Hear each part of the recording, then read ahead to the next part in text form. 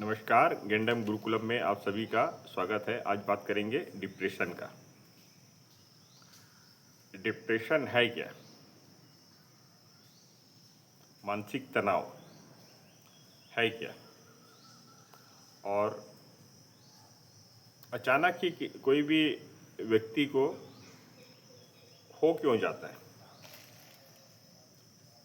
और डिप्रेशन के जो मेन जो प्रभाव है आप मतलब समझ सकते हो कि इतना घातक रहता है कि रात रात भर नींद नहीं आता है और कोई भी काम करने का मन नहीं रहता है और एक अलग ही दुनिया में खो जाते हैं। और बहुत उनके जो सबकॉन्शियस माइंड में मतलब माइंड में इतनी सारी विचार हर पल निकलती रहती है। हर पल बोलने से वो विचार ही उनको सोने नहीं देती है। एक विचार आया, पूरी नेगेटिव विचार है। एक विचार आया, फिर उससे संबंधित और विचार आए, उससे संबंधित और विचार आए।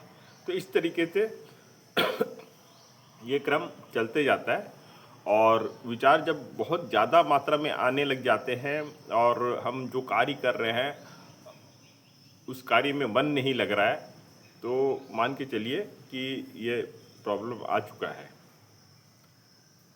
और सबसे बड़ा उसमें दिक्कत ये हो जाता है कि हम समझते नहीं है।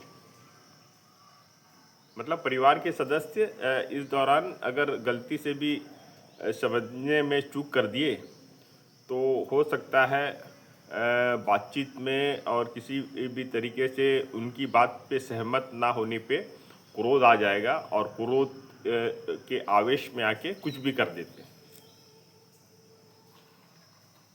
मतलब आप इसे अगर शारीरिक भाषा में समझे तो इसे कैसे समझेंगे कि ये एक मानसिक अवस्था है।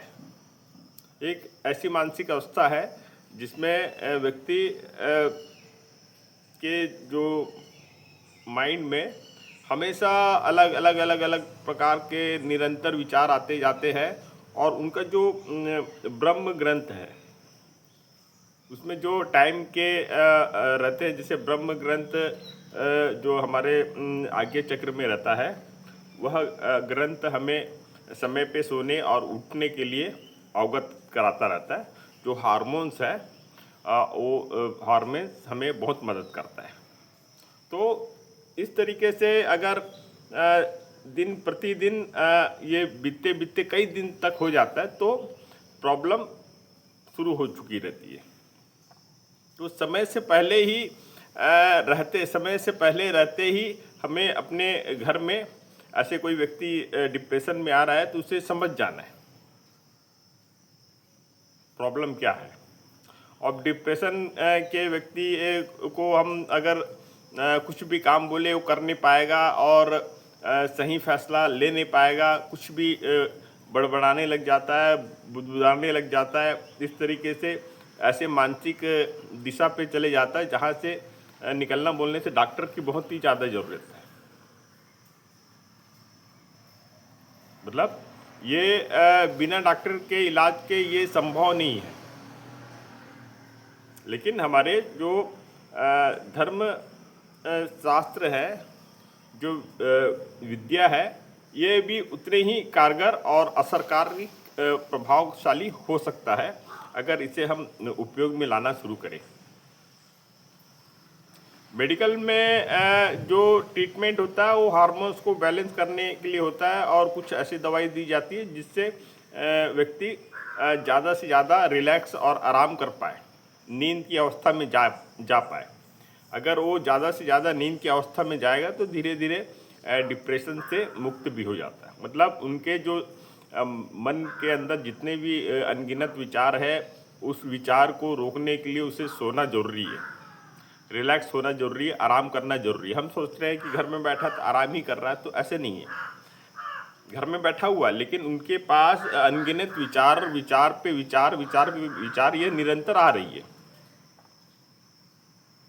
तो उनके करीब रहना है और उन्हें इस विचारों से मुक्त कराना है। आते जाते जितने भी विचार हैं उनको आपको समझने की कोशिश करना पड़ेगा, उनसे बात करने, देखो बात करना नहीं चाहते, अकेले में रहते बात नहीं करना चाहते, तो ऐसे व्यक्ति से बात करते रहिए, बात करते रहिए। उनके जो विचार है उसके ऊपर आप जितना सवाल पे जवाब दे सकते हैं, उतना ही उन्हें धीरे धीरे हर विचार से मुक्ति मिलते चली जाएगी। मतलब उनके विचार से उन्हें मुक्त करना है तो ये हमारे पास ही है, उनके पास कुछ नहीं, क्योंकि वो तो किसी व्यक्ति से मिलना पसंद नहीं करते, खासकर घर के सदस्य से बात करना भी पसंद नहीं करते। ट्रीटमेंट अच्छा है, वो बहुत हद तक इन विचारों को शांत कर देता है, लेकिन उसके साथ साथ हमें घर के जो सदस्य हैं उन्हें भी कार्य करना पड़ेगा, उन्हें भी इस बारे में निरंतर कार्य करना पड़ेगा, उनके प्रति करुणा प्रेम रखना पड़ेगा, उन्हें गहराई से समझना पड़ेगा, और जिस वजह से डिप्रेशन आया है उसके कारण को भी समझना पड़ेगा। मतलब एक कारण आपको छोटा सा कारण बता रहा हूँ कि किसी भी एक वस्तु या व्यक्ति या फिर कार्य के प्रति एक मोह पैदा हो जाता है।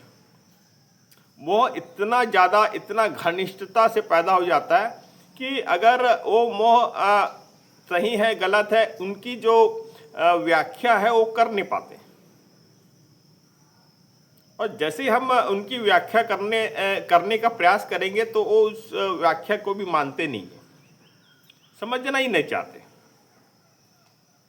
और जैसे ही उनका जो मोह है टूटता है, कोई धोखा दे या मोह टूट जाएगा, कोई उन्हें मतलब परेशान किया तो ऐसे में उनको दिल से आघात हो जाता है। मतलब उनका मानना है जब मैंने पूरी अच्छी तरीके से काम किया है, उसके बावजूद भी मुझे पनिशमेंट मिला क्यों है, लोग मुझे जिसके प्रति मोह था वो मुझे छोड़ क्यों दिए। जब उनको आघात होता है तब वहाँ से बहुत सारे विचार आने लग जाते हैं, अलग अलग तरीके से बहुत सारे विचार आने लग जाते हैं। तो उसे जैसे देखिए, आप उनको बोले कि कोई मंत्र करो, साधना करो, तो तुरंत नहीं मानेंगे। और गेंडा मंत्र की जो विधि है उसमें बहुत हद तक हम ऐसे व्यक्ति को सुधार सकते हैं।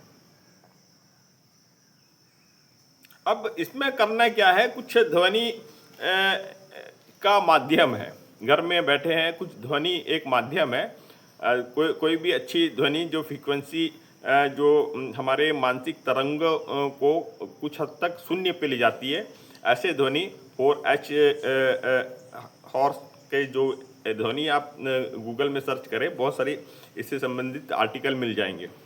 तो ऐसे ध्वनि यूट्यूब में भी आप चेक करें तो यूट्यूब में भी आपको ऐसे वीडियो मिल जाएंगे, 1-1 घंटा तक का वीडियो है, और ये आपको बहुत लाभ प्रदान करेगा। यानी जैसी ध्वनि आप अपने घर में चालू कर दिए हैं, तो बहुत ही सुंदर ध्वनि रहता है, तो वो व्यक्ति उस ध्वनि के आसपास सराउंडिंग में रहता है, उस व्यक्ति वो ध्वनि के आसपास के सराउंडिंग में रहता है, और उनके जो विचार उठ रहे हैं उस बीच वह ध्वनि भी उसके मतलब माइंड में जा रही है, ध्वनि भी जा रही है, विचार भी उनके मन में उठ रहे हैं। लेकिन ध्वनि की जो कंपन है, ध्वनि की जो तरंग है, वो जब ज़्यादा उनके माइंड में जाने लगती है तो जो विचार वो कर रहे थे वो कहीं ना कहीं छूटने लग जाता है।